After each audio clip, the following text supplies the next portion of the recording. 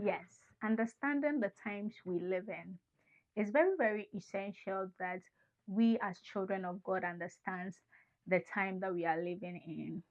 You know, in the book of Chronicles, chapter 12, verse 32, it talks about the fact that there were some Israelites. They were called the sons of Issachar. They understood the time they lived in. And because of that, they knew what God was about and they knew how to act.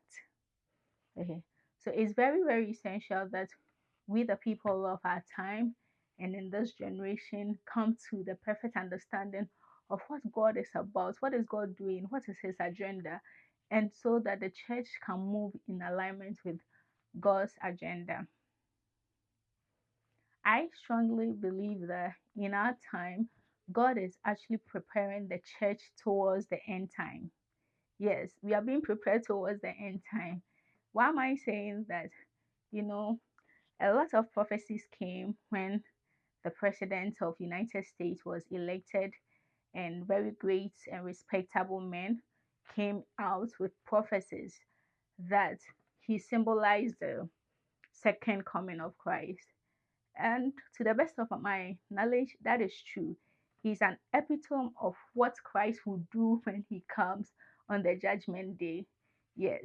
I mean, he's he will not come in like that loving, kind, and gentle guy we know him. He's gonna come in with his full confidence and with his full judgment. Mhm. So he is a great example to us and a sign. Yes, I'll say that he's a sign to us in this generation that Christ is preparing to come.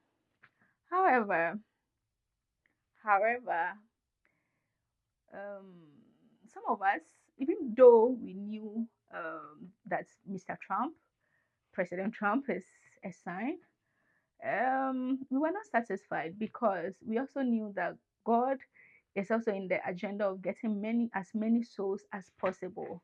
Right now, the world is so divided in so many ways, divided in morality, divided in economic perception, divided in whether science is good for Christ. A whole lot of conversation is going on in the world and even in the church.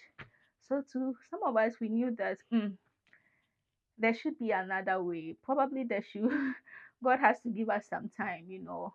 And I strongly believe that the election of the current Pope was also a sign that God is showing us mercy. You understand?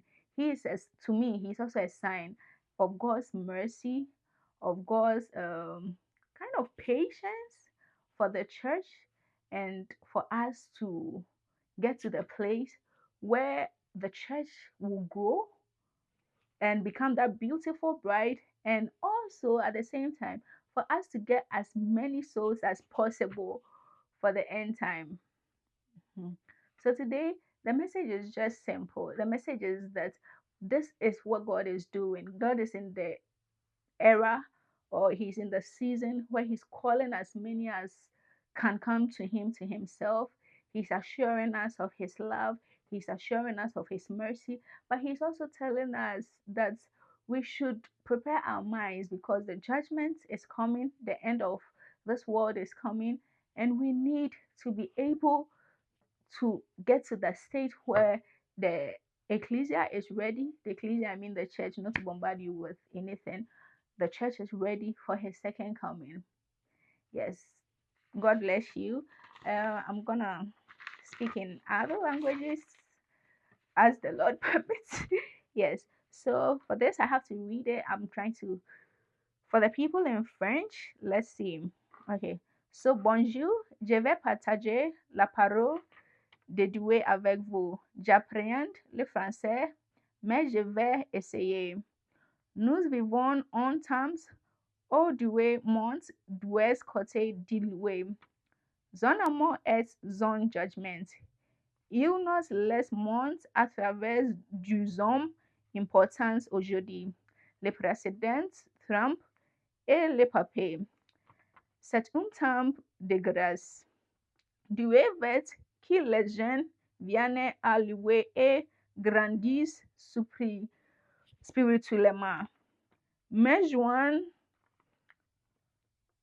Ju il peut mais il peut y avoir une famine de la parole de Dieu ce qui va nous garder fortes. C'est la parole de Dieu et nous à notre foi. My mission is to prepare la église. Yeah. And also for the people who speak Deutsch, hallo, ich möchte das Wort Gott mit dir teilen. Ich lerne Deutsch, aber ich werde es versuchen. Wir leben in einer Zeit, in der Geist zwei Seiten von sich seid. Sein Leib ungericht. Es sagt sie und heute dort zwei wichtige Männer, Präsident Trump und den Papst. Dies ist ein Satz der Gnade. Gott möchte, dass die Menschen zu ihm kommen und glücklich sind. Aber eines Tages konnte es eine Hungersnot nach dem Wort Gottes geben. Was uns stark heute wird, ist das Wort Gottes in uns und unser Glaube. Meine Aufgabe ist es, die Gemeinde vorzubereiten,